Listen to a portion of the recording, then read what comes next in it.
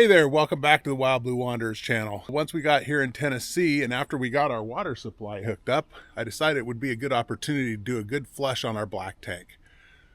Well, after getting the black tank emptied and starting the flush, the macerator pump decided to start making some funny noises and shut itself off. So, what you got there, Scott? I think I got a crappy job ahead of me, but hopefully not too crappy.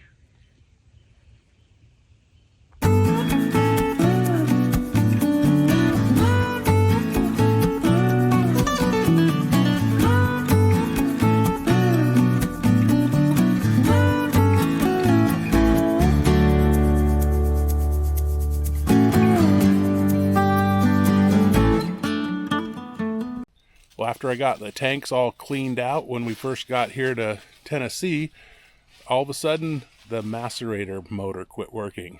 So I ended up going in, clearing everything out, opened up the clean out, made sure everything was working, and the pump would kind of come on and off a little bit. I spun it, it would come on, then I'd shut it off, it wouldn't come off again. My understanding is it's a brush type motor. My guess is the motor's bad, all the power's good. So I ordered a new unit and we're gonna do some modifications and change it out. Well, since the macerator pump's not working, we're going to drain it the old fashioned way with the stinky slinky and flush it all out, hopefully get everything out of it, because we're going to have to disconnect these connectors up here, which is gonna leave the tanks open so we can get this unit out. So, here goes nothing. Nice, we now have water on the property and access to our septic tank. So that makes flushing the system much quicker and easier. So what I'm going to try to do when I change this is I'm going to reroute the lines just a little bit. I took some tips from our friend Wilson Tang from Nomad RV Jeeper, I believe it is. He's got a new YouTube channel. And so we're going to use a flexible line here instead of the hardwired line. We use a flexible line on this side. We'll use some Wago connectors so it's easy to disconnect. So if we ever need to take it out again, we don't have to break everything down. It'll be a lot easier to disconnect. So we ordered all these pieces from Amazon. This was from our local Lowe's, Home Depot, a few different pieces here. And these caps, rather than the glue-on caps, Wilson suggested those. We're going to give those a try too. So we'll get this all put together, figure out a different way to hang it in there so it's not hanging from the hard pipe. That'll make it easier to access, to clean out later. And we'll probably put our drain valve on the back side so it gives us more room in front. There's a couple things I want to accomplish here in the wet bay while I'm at it. And one thing is that when you do use the stinky slinky, you can't close the door. It won't bend around enough to go back out that hole. Also, when I'm using the macerator, it's kind of at the wrong angle too. It's pointing out. So what I'm going to do is I'm going to try to change this angle so that it points more towards the hole down there. And I'm going to move this to the back side. That way I can come down and come out through the access hole and still be able to close the door. I think I'll have a benefit of having both units on here for quick, clean dumps. I can just put this on, pump it out real quick. If I want to do a deep cleaning, or if we're to place long term, we can use the stinky slinky one. Also, while I'm here, I'll show you I added a couple of bins here. These are just some baskets that I got from Menards. I just used some fender washers and some self-tapping screws and screwed them to the wall, but it sure is nice to be able to organize stuff a little bit better here. And then once I get this out, you can see where it's been rubbing on the wall here. I can probably add another one down here, maybe even another one here, depending on how it lies with my filters. And these are the filters that I added to the unit after our winter road trip, and the original single one broke. I added these, and I did put valves in here. Maybe you can see them, so I can bypass them when I'm doing a cleaning and a flush. So far I'm pretty happy with the way things are turning out. I did 3D print a plate here for my hose, and I'll 3D print one for this also, one big enough for the Stinky Slinky and one a little bit smaller for the Macerator hose. So I thought I'd show you here on the new pump, or whole complete unit, on the bottom of it here is a inspection or access cover. This is normally down, the floor is right here normally, so it's hard to see up in there. But if you can, I don't know if you'll be able to see up in there or not. I don't know if that'll show up. But anyway, inside here, if you take these screws out, these 6 screws out, that's where the pump sits. So you can take this off and you can reach up in there, of course, after you flushed everything, and clean out the pump if you get something big or chunky inside that pump. I took this off. I reached up in there and spun the pump, and it spun freely. And I could turn it a little bit and then flip the power on, and it would take off and it would run. And then if I turned the power off, it would not restart itself. So that telling me, I'm assuming that the brushes or part of that unit is not working correctly. I've seen that with old drill motors and stuff before, where you can turn them just a little bit and then they'll work, and then they won't stay running, or when you stop, they won't start again. So that's the access hole to get up inside there. This is my idea. We're going to put a drain valve with a 90 on the back and use these caps like Wilson suggested, and use a flexible cap here also. That way we can get into it and clean it if I have to at another time. All right, well, in order to get this out, first I'm going to take this support bracket here and get it out of the way. Everything's pretty much drained. I'm going to finish draining. I think I'm going to take the support bracket out. There's some screws up here on top. I'm going to take them out there, and probably take the bolts out down here also. So that's completely out of my way. Then all that's holding this in, other than the electrical wires here, which aren't really holding it, is this elbow. So in order to get that loose, because it's all glued together, we're going to unbolt this drain valve here and unbolt this drain valve here. Now obviously anything that's left in these pipes has the opportunity to come out at that point. This is the new Y piece. So you can see how that'll bolt on there. I actually got another Valterra valve, so if I needed parts for it, I can use that on this one. And then, like I said, I got the flexible pipe here, so that in the future I won't have to disconnect this up here. I can just unscrew these quick connects.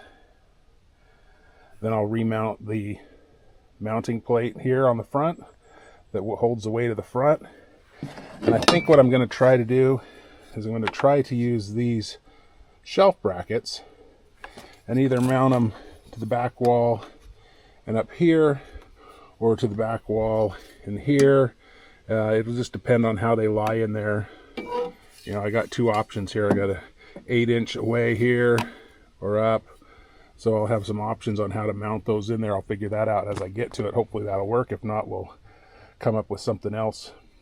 And because there are some wires that run against this back wall up here once these go up that this will screw into. So I just got to make sure I can get it around the wires, whichever way is going to work for that. So I'll test that out.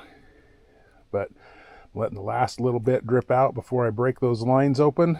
And then I will take those 4 screws out of here and out of here off the original one. And then that should get this unit out. I want to try to have everything free, the wires all cut, ready to pull out, get this front brace plate all out so it's ready to pull out, so I can quickly get this part out and get this back in and get those valves closed again in case there's still just some little residual dripping. I can get the valves closed right away. Alrighty, well, we're back here in the bay. So I got the Macerator pump out, Macerator pump out.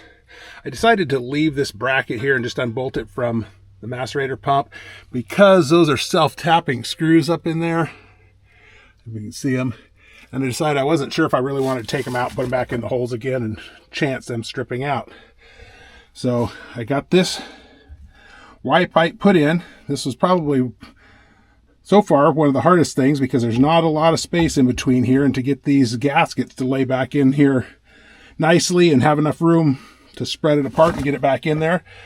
A few choice words were spoken to get that in there. There's lots of cussing going on. How's it going, Scott? So if you decided at this point you didn't even want a macerator pump, some people don't want them, they don't think that they're worth it. You could just put a fitting on here for your hose to hook onto. Then you could just bring your hose in here and screw it on right into there. And it would give you some more space, more storage in this bay. For now, since I already have purchased the macerator pump, I like it. I think it's clean, especially when you have to stop at a quick dumping site. It's less stuff to get out. You have to get all your hoses out. It's already coiled in here really nice. I can just pull it out, put it in, turn it on, and it dumps within a matter of minutes. But in this situation now, I'm going to hopefully have the best of both worlds, where I'm going to put my macerator pump in here, and I'll be able to bring this hose up and connect it in the back here. And that way I can close the door and it'll be up here in the back. That's my goal. And we'll see how that fits on. This, I left it a little loose right now so I can move it. I'm going to use my 90-degree flexible pipe so it's easier to remove next time. Hopefully I'll never have to take this off again. Hopefully these seals are going to seal all back up good again. I'll get those snugged up when we're ready. And next step's going to be to set the macerator pump in here and see how it's going to look. Well, it never seems to fail. You think you have everything, you think you thought everything through, and you got all your parts. Come to find out, you need a couple more items. So here we go, off to the store. All right, well, I think I've got it here. So I'll show you what I did.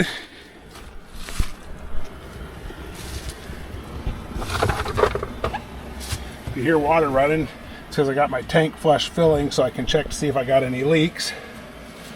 So I just put a regular plug in here for now.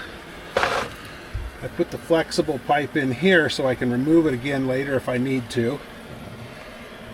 We put the new Y pipe in here. Turn that light off. I don't know if that helps or hinders. Got the new Y pipe in here. I feel like I had a drip here. That seal might not have sealed good. I had a hard time getting that spread apart to get that in there carefully. So if that starts leaking, I'll have to take this loose again. But the nice thing is I won't have to take the whole pump out. So this is mounted the same way it was. On this side, I had to put a cap on here, and I was going to use one of these, but it wouldn't fit because this stud was hitting on the hose reel. So that hose reel kind of pushes up against that. I might see if I can pull that over somehow. I did use a flexible pipe here so I can unbolt this. That goes into another elbow and thread it into here. That comes into the macerator drain. That makes it nicer. It's pointed the right way rather than being pointed down or being pointed out this way. Now it's pointed down and it lines up with the opening in the bottom. I'm going to try to turn the light back on. On the back side here, you can see I'm going to turn you here a little bit, but I put a Valterra valve back here. I did put an elbow on there just to make it easier to get to the stinky slinky to put on, but now that will go down and drain out and I can close the door. So I think it's a good fix for now. In the back there, it moves around a little bit. I did use the shelf brackets back here on the back. Just screwed them with self-drilling screws for right now into there. So that seems to support that back pretty good. It moves around a little bit, but you know, it did before too. But now with the flexible pipes and everything in here, it shouldn't hurt anything. This is in here good, and I think we're good to go. And now, much better sounding pump. I know some people say not to run it dry, but on and off nice and quick. Much smoother sounding than it has in a while. Well, I got the system all done. We did have an issue with our gray tank valve. It did leak, so I had to end up replacing it. It was just a bad seal. It was really hard for me to get this in here by myself, so I think I pinched the seal in the process. So luckily I didn't have to take anything down with the black tank, but the next morning my little tub here was full of gray water from our showers and stuff. So I was able to take the old valve off. I had the new one, and had to get Ashley's help with it so I could pull these pipes apart, and she was able to hold the seals in place while installing this, and we got it in there, and we haven't had any issues since. So this is the Thetford Sanicon 700 unit that we reinstalled. There are other units, like I mentioned. We could have just put a valve on here or a connector on here for our Stinky Slinky and did away with this altogether. There's also some portable units that you can plug in to where the Stinky Slinky goes, and it's a lot less space. But however, I kind of like this unit because when we're stopped at a place that we just need to do a quick dump, all I have to do is reach in, pull the hose out, grab this piece, put it into the clean out, open the valves, turn it on, and within a minute everything's emptied. This stays fairly clean, and then I can just coil it up very nicely, put it back here, and I don't have to get a whole bunch of extra pieces out. It's fairly quick and pretty clean. So anyway, I hope you enjoyed this video, and I hope it helped somebody who needs to do this repair. So if you liked our video, give me a thumbs up, leave me a comment, let me know what you think, and I hope that you will subscribe to our station. So have a great day.